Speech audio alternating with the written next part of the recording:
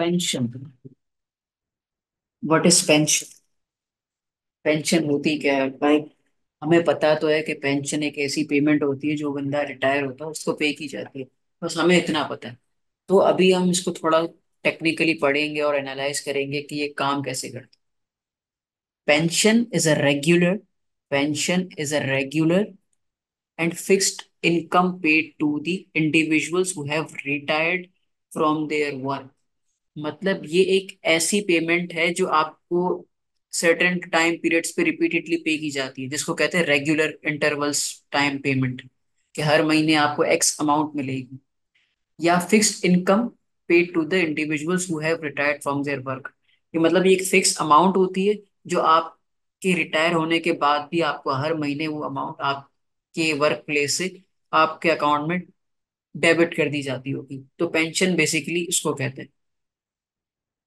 और इसको हम सोर्स कहाँ से करते हैं, इसको हम फंड कहाँ से करते हैं? इसको हम सोर्स या फंड करते हैं contributions made by both employees and employer during the employees working years. अब मैं हर साल काम करता हूँ, मतलब काम करते आ रहा हूँ 10 साल से। तो हर महीने मेरे अकाउंट से गवर्नमेंट कुछ पैसे निकाल के प्रोविडेंट फंड में डाल देती है। ये पाकिस्तान में एक प्रोविडेंट फंड होता है जिसमें गवर्नमेंट एम्प्लॉयज का कुछ एक्स अमाउंट उस फंड में डाल दिया जाता है और उस फंड को इन्वेस्ट किया जाता है, फिर उसमें से रिटर्न होता है तो उस फंड की वैल्यू बढ़ जाती है। सही है। तो एक होता है प्रोविडेंट फंड, जो एक फंड मेंटेन होता है, पूल ऑफ इन्वेस्टमेंट होता है, जिसको जो उसके लिए एलिजिबल हो जाता है at the end of retirement उसको उसमें पैसे और हर महीने उसको सैलरी दी जाती है। सही है। Pension are design to provide financial security. सीधी बात है, जब बंदा बूढ़ा हो गया तो काम नहीं करेगा तो उसको security and support to individuals in their post retirement years, helping to cover their living expenses. जहर जिंदा तो रहना है, कुछ ना कुछ पैसे तो चाहिए होंगे। When they are no longer earning और रेगुलर सैलरी, या उनको रेगुलर तनख्वाह नहीं मिल रही, तो उनको खर्चे निकालने के लिए गवर्नमेंट या प्राइवेट फर्म्स पैसे देते हैं। पेंशन प्लान क्या होती है? बेसिकली बेनिफिट प्लान होता है, एक स्कीम्स होता है जो प्राइवेट कंपनीज एंड गवर्नमेंट्स बनाती हैं। पूल ऑफ मनी या पूल ऑफ इन्वेस्टमेंट एक साइड पे, ताकि जो एम्प्लॉय उसके एलिजिबल होता जाता है उसको पैसे देते हैं और जो एक्सेस अमाउंट होती है वो इसको इन्वेस्ट कर देते हैं फॉर द ईयर। और जो रिटायर होने वाला होता है वो प्लानिंग बेस्ड होता है, हमें पता होता है कोई एम्प्लॉय रिटायर होने वाला है और कितने पैसे आ रहे हैं, तो हमें पूरी अकाउंटिंग हमारे पास होती है, तो इसके बेसिस पे हम उनका अच्छा यूटिलाइज कर सकते हैं। Two types of pension plan होते हैं, एक होते हैं defined benefit plans. Defined benefit plans, तो उसमें क्या होता है, एक आप प्रॉमिस करते हो कि हर महीने हम आपको एक्स अमाउंट देंगे फॉर द लाइफ, या जब आपके रिटायर होने के बाद, regardless of the performance of the underlying investment pool. कि आपका फंड अच्छा परफॉर्म कर रहा है नहीं कर रहा है, हम आपको फिक्स्ड इन्वेस्टमेंट या फिक्स्ड अमाउंट आपके लिविंग एक्सपेंसेस को कवर करने के लिए देंगे। अगर if the pension plan account can not pay all the benefits, the company is liable to pay for the reminder. अगर परफॉर्मेंस ऑफ फंड अच्छी नहीं है तो उसका जो पेमेंट है वो लाइबिलिटी ऑफ द कंपनी हो जाए। तो गवर्नमेंट जिस फंड में पैसे मेंटेन करती है उसको कहते हैं प्रोविडेंट प्रोविडेंट फंड। अब तो गवर्नमेंट ने बंद कर दिया पाकिस्तान की कि अब हम जो नए हायर्स आते हैं उनको हम ये पेंशन नहीं देंगे, बट जो प्रीवियस एम्प्लॉय हैं उनकी जो फंड मेंटेन होता है वो प्रोविडेंट फंड होता है, गवर्नमेंट सिक्योरिटीज वगैरह में होता है। अब आता है डिफाइंड कंट्रीब्यूशन प्लान, या इसको हम कहते हैं ग्रेचुइटी। ग्रेचुइटी, जैसे हम रेस्टोरेंट में जाते हैं ना, कि हम खाना वाना खाते हैं, एक वेटर को हायर करते हैं कि भाई खाना लेके आओ, पानी लेके आओ, बिल लेके आओ। तो उसको हम एंड में क्या देते हैं, टिप देते हैं, उसको कुछ अमाउंट देते हैं, ताकि उसने जो हमारे साथ काम किया है, उसने जो हमें सर्विस दी है, उसका एक एड ऑन बेनिफिट दे देते हैं उसको। तो डिफाइंड कंट्रीब्यूशन प्लान में भी को हम क्या कहते हैं, ग्रेचुइटी। जब आप रिटायर होंगे, जब आप कंपनी छोड़ेंगे, हम आपको 10 लाख 15 लाख दे के जान छुड़ा के खत्म कर लेंगे। हम आपको हर महीने तनख्वाह नहीं देंगे। सही है। तो ग्रेचुइटी उस चीज को कहते हैं। These plans do not promise a specific amount of benefits at retirement. Employee and employer both contribute for the benefits of the employee. The final benefit depends upon the performance of the fund मतलब जो fund की performance होगी उसमें जो आपका share बनेगा, जितना आपने कंट्रीब्यूट किया होगा, उसके हिसाब से हम आपको पैसे दे देंगे, और आप वो पैसे लेके चाहे घर चले जाएं, बैंक में चले जाएं, कोई इन्वेस्टमेंट करें, कोई बिजनेस खोल दे, उसके बाद उस कंपनी का या गवर्नमेंट का कोई लेना देना नहीं है। और उसके साथ कंपनी की लायबिलिटी भी एंड हो जाती है। जब आपका कंट्रीब्यूशन फंड खत्म हो गया, कंपनी की लायबिलिटी भी खत्म हो गई, क्योंकि उसमें कुछ स्पेसिफाइड नहीं है। जो डिफाइंड बेनिफिट प्लान है उसमें आपको बेनिफिट को डिफाइन कर दिया, लेकिन इस वाले में क्या कर दिया, कंट्रीब्यूशन को डिफाइन कर दिया। तो that's why most companies are moving to defined contribution plan. जो प्राइवेट कंपनीज, जो यूएस और आजकल जो कंपनीज प्लान फॉलो कर रही हैं, वो डिफाइंड कंट्रीब्यूशन प्लान को ही फॉलो करती हैं। अब इसमें दो चीजें होती हैं। जो एम्प्लॉयज कंट्रीब्यूट कर रहे हैं, जो एम्प्लॉयज का ऑलरेडी प्रोविडेंट फंड है, तो वो क्या होता है, एसेट होता है, एम्प्लॉयज का एसेट होता है। और कुछ ऑब्लिगेशंस होती हैं कि हर साल एक्स अमाउंट पे करनी है, उसको फंड्स को मेंटेन करने के लिए आपने एक्चुरीज रखे हुए हैं, उनकी कॉस्ट होती है। तो जो एसेट होता है उसकी कैलकुलेशन कैसे होती है कि फंड की बिगनिंग वैल्यू क्या है, और इस साल कंट्रीब्यूशन कितनी आई, और जो बिगनिंग वैल्यू है उस पे हमने इंटरेस्ट जितना भी अर्न किया है वो इसमें ऐड ऑन होगा। और जो इस साल हमने जो रिटायर्ड एम्प्लॉयज हैं उनको जो बेनिफिट पे किया उसको माइनस कर देंगे। तो हमारे पास closing balance of pension asset आ जाएगा। सिंपल सी कैलकुलेशन है, जो पैसा आया उसको ऐड किया, और जो पैसा गया कंपनी के बाहर उसको माइनस कर दिया, और वो हमारा क्लोजिंग बैलेंस ऑफ एसेट आ जाएगा। अब इसी तरीके से ऑब्लिगेशन भी होती हैं कि कंपनी को ऑलरेडी कितनी लाइबिलिटी है, कितने पैसे पे करने हैं। ठीक है। अब इंटरेस्ट एक्सपेंस क्या होता है कि अपॉर्चुनिटी कॉस्ट होती है। जो आपने प्रोविडेंट फंड का पैसा फंसाया हुआ है, उसका इंटरेस्ट जो कमाया होगा है, जो आपको देना है वो ऐड करोगे। सर्विस कॉस्ट, यानी फंड्स को आगे पीछे करने की बैंक चार्जेस, वो सारी। और एक्चुरियल लॉस, मतलब आपका एक्चुरियल इतना एफिशिएंट नहीं था, जिसकी वजह से आपके एम्प्लॉयज के कुछ नुकसानात हो गए। अब उस नुकसानात को लाइक एम्प्लॉयज तो बेयर नहीं करेंगे ना, तो आप उसको अपनी कॉस्ट में ऐड करोगे। अगर एक्चुरियल्स गेन्स करते हैं, एक्चुरी की वजह से कोई ज्यादा मुनाफा आता है, कुछ बेटर स्ट्रेटजी हो जाती है और गेन हो जाता है, तो एक्चुरीज बोलेंगे वो तो हमारी परफॉर्मेंस है, तो उसको वो माइनस कर लेते हैं। और benefits paid to the retirees वो माइनस किए जाते हैं, एसेट में से भी माइनस होते हैं यहाँ पे, और वो ऑब्लिगेशंस में से भी माइनस होते हैं। तो इस तरीके से हम उनको नेट कर लेंगे तो हमारे पास क्लोजिंग वैल्यू आ जाएगी। अब पेंशन एक्सपेंस कैसे निकालते हैं? पेंशन एक्सपेंस बेसिकली वो खर्चा होता है या वो कॉस्ट होती है कि आप पेंशन के फंड्स को मेंटेन करने के लिए वो कॉस्ट इनकर होती है। अगर पेंशन का फंड नहीं होता तो वो कॉस्ट इनकर नहीं करती। तो उसमें क्या आती है, एक सर्विस कॉस्ट और एक आती है नेट इंटरेस्ट। नेट इंटरेस्ट का क्या मतलब है कि मैंने सोचा था मैं साल के एंड में 20% इंटरेस्ट कमाऊंगा, कि अगर मैं शेयर्स में, मतलब weighted average cost of capital होती है ना, कि मैं 20% मैंने एक्सपेक्ट किया था रिक्वायर्ड रेट ऑफ रिटर्न, और एक्चुअल में मैंने कमाया 15%। तो जो 5% का जो डेफिसिट है वो मेरी कॉस्ट है। अगर 5% का गेन होता तो मेरा सरप्लस होता। सही है। ठीक हो। अब पेंशन एसेट्स, ये क्या लिखा है, पेंशन एसेट अगर ग्रेटर है पेंशन लाइबिलिटी या ऑब्लिगेशन से, इसका मतलब क्या, ओवर फंडेड है, हमारे पास पैसे बच रहे हैं, यानी नॉन परफॉर्मिंग एसेट्स पड़े हुए हैं हमारे पास, मतलब ज्यादा पैसा पड़ा हुआ है सरप्लस में, हमारे ऊपर कोई लाइबिलिटी नहीं है। अगर पेंशन एसेट्स कम है और ऑब्लिगेशन ज्यादा है, इसका मतलब क्या है, हम अंडर फंडेड है, हमें अपने जेब से पैसे देने पड़ेंगे, जैसे हमने यहाँ पे पढ़ा भी था। If the pension plan account cannot pay all the benefits, the company is liable to pay for the remainder. Over funded जो होता है इसका मतलब क्या, एसेट ज्यादा लाइबिलिटी कम है। तो इसका मतलब क्या है, वो जो डिफरेंस होगा वो आप अपने नॉन करंट एसेट में रिकॉर्ड करोगे बैलेंस शीट में। अगर लाइबिलिटी ज्यादा है, अंडर फंडेड है, तो वो अंडर फंडेड आप रिकॉर्ड करोगे नॉन करंट लाइबिलिटी और करंट लाइबिलिटी में। यहाँ तक क्लियर है, कोई मसला तो नहीं है? आई गेस होना नहीं चाहिए, काफी सिंपल चीज है, समझ में आ गई। अब ये छोटी सी एक्सरसाइज है कि interest cost, service cost, actuarial losses, actuarial gains and paid benefit to retirees, इससे क्या फर्क पड़ता है पेंशन की ऑब्लिगेशन से। अगर इंटरेस्ट कॉस्ट इंक्रीज हो जाए तो इसका मतलब क्या है, आपकी लायबिलिटी बढ़ जाएगी। अगर इंटरेस्ट कॉस्ट बढ़ जाए तो लायबिलिटी बढ़ जाएगी, अगर इंटरेस्ट कॉस्ट डिक्रीज कर जाए तो लायबिलिटी डिक्रीज कर जाएगी। सर्विस कॉस्ट बढ़ जाए तो लायबिलिटी बढ़ जाएगी, और ये सर्विस कॉस्ट डिक्रीज हो तो लायबिलिटी कम हो जाएगी। एक्चुअल लॉसेस हो जाएंगे तो लायबिलिटी बढ़ जाएगी, एक्चुअल लॉसेस कम होंगे तो लायबिलिटी कम हो जाएगी। मतलब सिंपल सी चीज है। अगर एक्चुअली को गेन होता है,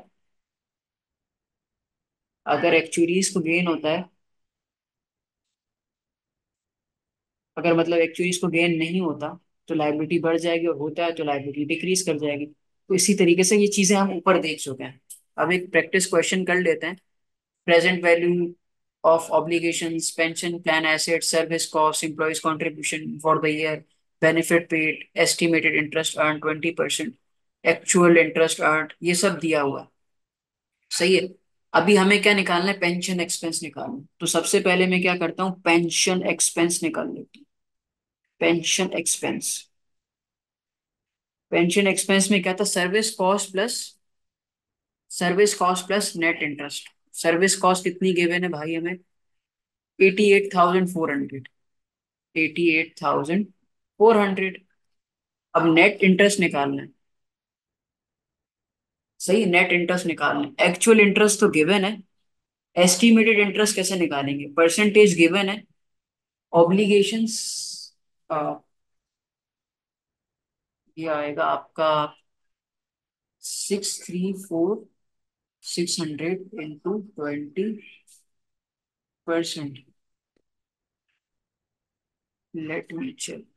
ने क्या किया, ऑब्लिगेशंस पे हमने 20% चार्ज कर दिया, तो हमारे पास एस्टिमेटेड इंटरेस्ट कितना आया, 1,41,80।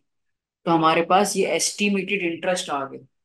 जो हमारी लाइबिलिटीज थी या जो हमारी ऑब्लिगेशन थी उस पर हमने 20% लगा दिए, तो हमारे पास पेंशन की ऑब्लिगेशंस आ गई, विच इज 140,180। और एस्टिमेटेड कितना था, 124,800।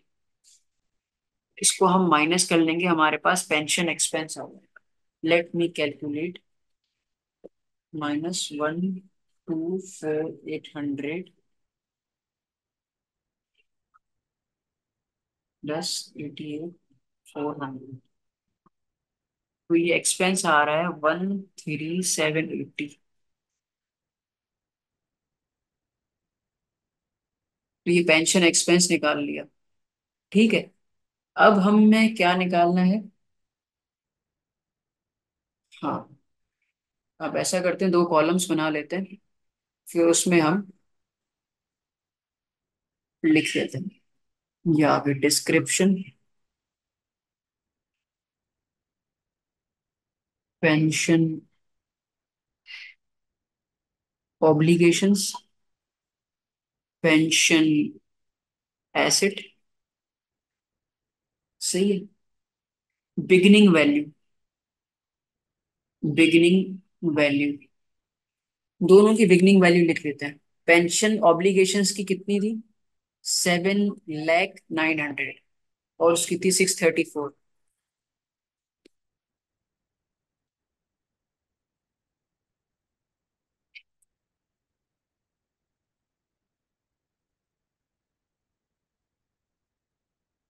ये वैल्यूज थी। ठीक है। अब हम इसमें क्या करते हैं,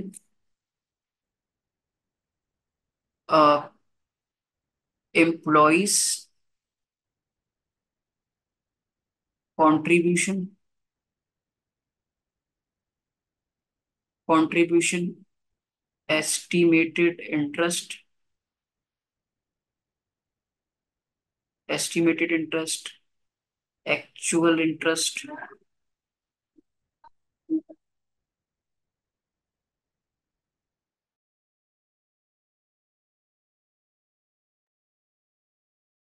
एस्टिमेटेड इंटरेस्ट हमने निकाला था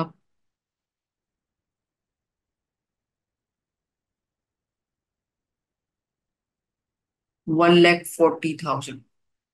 एस्टिमेटेड इंटरेस्ट क्या होता है, 1 14। अब हमें ये कैलकुलेशंस करनी है। सही। अब एम्प्लॉय कंट्रीब्यूशन से क्या होता है, हमारा एसेट बढ़ता है। ये हम यहाँ पे पीछे देख चुके हैं कि एम्प्लॉय कंट्रीब्यूशंस, ऑब्लिगेशंस में उसका कोई लेना देना नहीं है, बट कंट्रीब्यूशन हमारे पेंशन प्लान में ऐड होती है। ऑब्लिगेशंस हमारी कितनी है वो हम देख लेते हैं। सॉरी, कंट्रीब्यूशंस कितनी है, 1,30,100। 1,30,100। पेंशन की कंट्रीब्यूशन ऑब्लिगेशंस में कोई नहीं आता। अब एस्टिमेटेड इंटरेस्ट जो आता है वो ऑब्लिगेशंस में आता है, क्योंकि आपको वो इंटरेस्ट तो पे करना ही करना है, वो है 140, 140, 180। और एक्चुअल इंटरेस्ट जो आता है आपकी पेंशन के एसेट्स में आता है वो है 1,24,800। ये ऊपर हमने निकाला था पहले ही, पेंशन एक्सपेंस की। सर्विस कॉस्ट निकाला, सर्विस कॉस्ट है 88,400। सर्विस कॉस्ट ऑब्लिगेशंस में से ऐड हो, ऐड सर्विस कॉस्ट ऐड होगी।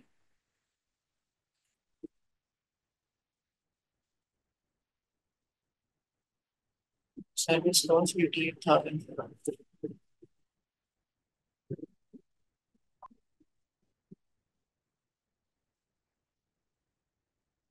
अब बेनिफिट्स पेड कितने हैं वो देखते हैं। बेनिफिट पेड है 39,800। 39,800 ये ऑब्लिगेशंस को कम करेंगे और एसेट्स को भी कम करेंगे। सिंपल सी कैलकुलेशन है, ऊपर सारी चीजें हम कर चुके थे। तो अब देखते हैं हमारे पास मोर एसेट्स होते हैं या मोर लायबिलिटीज होती है। तो इनको मैं टोटल कर लेता हूँ।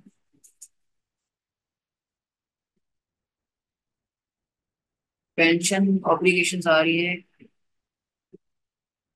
88960, 889,680। ये क्या आ गया मेरा, ऑब्लिगेशंस आ गया।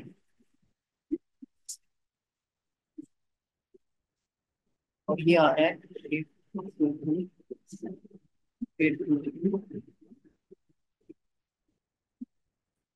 7।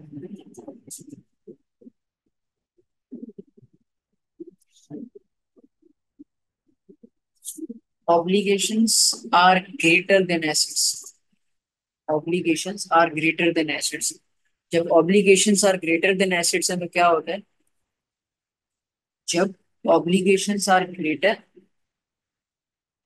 Net pension obligations are greater than net pension assets, इसका मतलब क्या, अंडर फंडेड। ये हमारा अंडर फंडेड आया, अंडर फंडेड, अंडर फंडेड है। अब इनका डिफरेंस देख लेते हैं कितने से अंडर फंडेड है। 889,680 माइनस 822,700,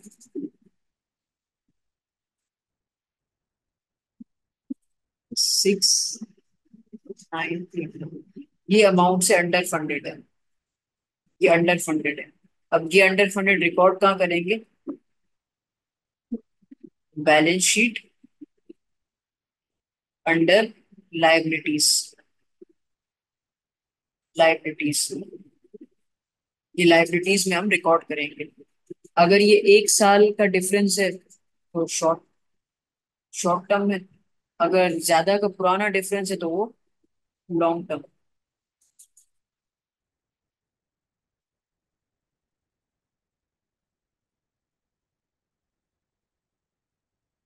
तो ये था इसका प्रैक्टिस क्वेश्चन, और ये है उसकी सारी चीजें। मैं कोशिश करूंगा ये वीडियो की लिंक में या डिस्क्रिप्शन में डॉक्यूमेंट को भी डाल दूं ताकि आप इसको देख सकें।